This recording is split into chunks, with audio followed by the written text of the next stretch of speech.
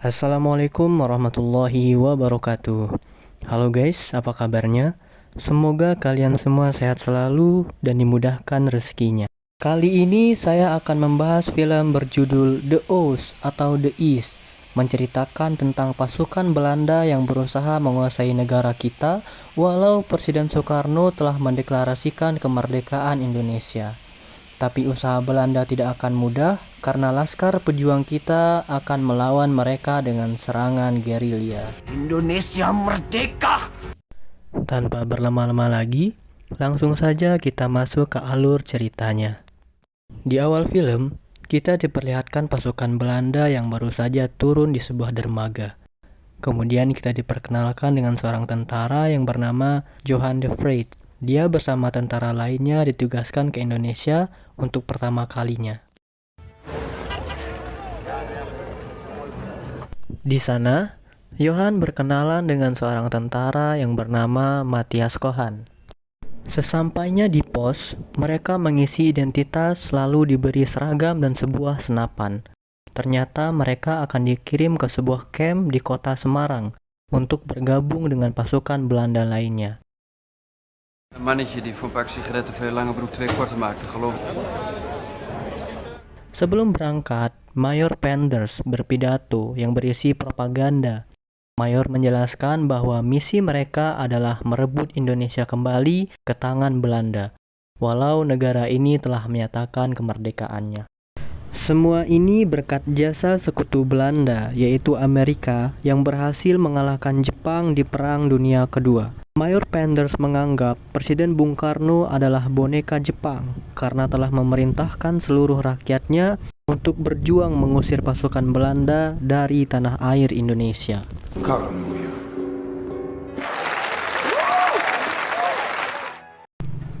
Keesokan harinya, mereka pun berangkat menuju ke Semarang dengan menaiki sebuah truk. Terlihat masyarakat Indonesia tidak menyambut baik kedatangan pasukan Belanda. Bahkan, para bocil melempari mereka dengan batu. Namun, dalam perjalanan, mereka disuguhi pemandangan alam yang sangat indah. Sesampainya di Semarang, mereka menempati sebuah camp dan akan bergabung dengan Divisi B. Seorang kawan yang telah lama tinggal di camp memperingatkan supaya mereka tidak mempercayai penduduk lokal karena sebenarnya rakyat Indonesia ingin mengusir pasukan Belanda. Kemudian mereka disambut oleh seorang pemimpin camp yang bernama Komandan Mulder. Ia dengan tegas menjelaskan peraturan yang harus mereka patuhi selama di camp. Dan esok harinya, para tentara akan diberi tugas untuk melakukan patroli yang dibagi dalam 3 grup. Mengingat patroli ini sangat penting untuk memberi keyakinan pada rakyat pribumi bahwa kehadiran Belanda untuk memberi perlindungan dan membangun kembali negara ini. Is het hier verdomde heet, zeg. Dat was zeker lekker. Doen? Oh, wat lekker. Was het lekker? Aan. Keesokan harinya, Johan bersama tentara lainnya melaksanakan patroli. Mereka menyusuri keindahan sawah dan bertemu dengan seorang petani. Johan menanyakan keberadaan orang-orang yang dianggap mencurigakan. Dia juga mengatakan tujuan mereka untuk membantu rakyat memberantas para pejuang yang dianggap Belanda sebagai pemberontak. Tidak, Tuan. Saya tidak melihat. Kemudian, regu patroli sampai di sebuah perkampungan. Mereka bertanya kepada seorang warga bernama Pak Samsul, apakah ada orang-orang yang dianggap mencurigakan. Pak Samsul memberitahu jika desanya masih aman dan belum melihat para pejuang. Le. Kelapa le, ambil cepat. Sebelum melanjutkan perjalanan, Johan diberi air minum kelapa muda oleh bocil untuk melepaskan rasa dahaga. Mereka pun akhirnya sampai di sebuah perkebunan yang dikelola oleh Belanda. Seorang penjaga memberitahu jika selama 3 bulan menjaga perkebunan, dia sering mendapat serangan dari pejuang Indonesia. Kemudian, mereka masuk ke dalam bangunan yang dulunya dijadikan markas pasukan Jepang.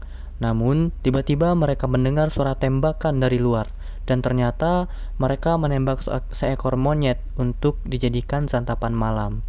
Mereka pun berkumpul di depan api unggun dan menghabiskan malam bersama.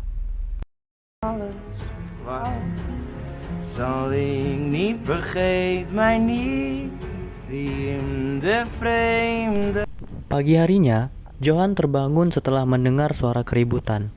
Bocah itu memberitahu bahwa desanya didatangi kelompok yang dicari oleh tentara Belanda. Mereka pun segera mendatangi lokasi untuk melihat apa yang terjadi. Setibanya di sana, mereka melihat Pak Samsul dan istrinya telah dibunuh dengan keji. Johan mulai tersadar jika dirinya telah berada di peperangan yang sadis dan brutal. Malamnya, mereka berjaga di desa tersebut. Tapi saat ini, tentara Belanda tidak bisa mengejar para pelaku yang kabur ke dalam hutan. Singkat cerita, Johan dan rekan-rekannya mendatangi sebuah pasar, di mana Johan membeli pecel sambil memandangi seorang gadis manis. Ketika makan bersama, Johan melihat warga pribumi dihajar oleh sisa-sisa tentara Jepang. Johan yang merasa kasihan mencoba untuk menghentikannya. Ada apa? Bapak ini memberitahu jika tentara Jepang telah merampas barangnya. Tak lama kemudian, datanglah seorang perwira bernama Raymond Westerling. Dia langsung menodongkan pistol ke arah kepala perwira Jepang.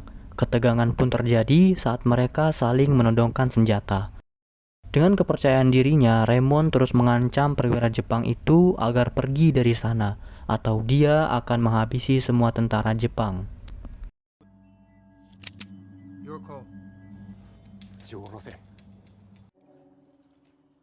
Johan dibuat terkesan melihat keberanian Raymond yang seorang diri melawan para tentara Jepang. Hingga kalangan prajurit muda memperbincangkan sosok Raymond yang diketahui mendapat julukan The Dog atau seorang Turki. Raymond merupakan sebuah keturunan Yunani Belanda dan dibesarkan di Istanbul, Turki. Dia adalah seorang perwira yang cerdas dan efisien dalam menjalankan tugas, lantaran dia pernah menjalani pendidikan di militer Inggris. Ketika malam tiba, Johan bersama teman-temannya menikmati keramahan rakyat pribumi, lalu menyaksikan pertunjukan seni budaya sambil minum-minum sampai teler. Suasana pun semakin hangat saat mereka mengunjungi area prostitusi. Seketika Johan terkesima melihat seorang wanita pribumi yang bernama Gita. Esok harinya, kelompok Johan kembali patroli melewati persawahan dan sampai di sebuah perkampungan. Johan pun berusaha mencari tahu keberadaan para pejuang Indonesia. Namun, sampai saat ini mereka tidak menemukan petunjuk di mana lokasi persembunyian para pejuang kita. Pejuang Indonesia bak hantu yang biasanya melakukan serangan gerilya dengan cepat dan akurat, kemudian mereka menghilang tanpa jejak. Tapi tentara Belanda tidak menyerah, mereka terus berpatroli sambil menikmati indahnya pemandangan alam Indonesia. Tanpa tersadar mereka tersesat. Kopral Kulon yang sebagai pemimpin memutuskan agar mereka menyeberangi sungai untuk kembali ke camp. Dan tiba-tiba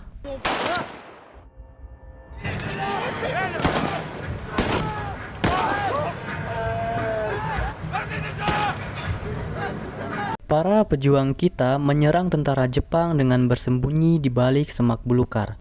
Tentara Belanda sangat panik dan membalas serangan dengan menembak ke segala arah. Akibat tembakan itu, teman Johan terluka sangat parah dan akhirnya dia pun tewas karena mengalami pendarahan hebat. Serangan pejuang Indonesia membuat tentara Belanda kena mental.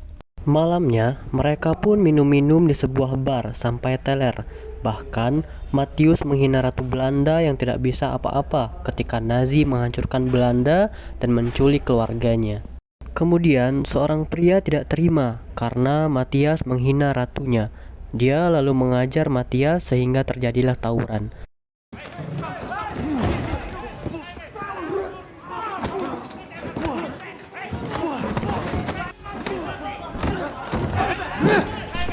Sampai akhirnya petugas datang untuk menghentikan perkelahian mereka. Sementara Johan pergi menemui Gita untuk melampiaskan nafsunya. Keesokan harinya, Johan dan Kapten Colin diinterogasi oleh komandan.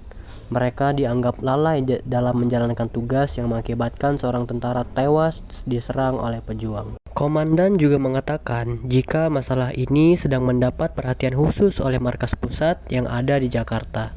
Esok harinya, mereka berhasil menangkap seorang warga yang dituduh sebagai pelaku penembakan. Semua tentara nampak sangat kesal dan ingin menghajarnya. Tapi, sang komandan langsung menghentikan aksi mereka. Tak lama kemudian, Raymond datang ke camp untuk menginterogasi pejuang itu. Raymond menyiksanya tanpa ampun agar memberitahu lokasi markasnya. Walau disiksa sampai menggeram kesakitan, pejuang ini tidak mau buka mulut lalu dengan lantang menyuarakan Indonesia merdeka. Begitulah gambaran pengorbanan pejuang Indonesia demi bangsa ini.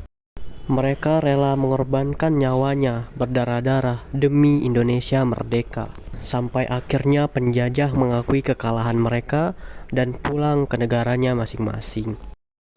Film ini didedikasikan kepada para korban kekejaman Belanda. Dari film ini kita bisa melihat sudut pandang dari pasukan Belanda yang telah menjajah tanah air kita. Sebagai generasi penerus bangsa, selayaknya kita menghargai pengorbanan para pejuang kemerdekaan negara Indonesia.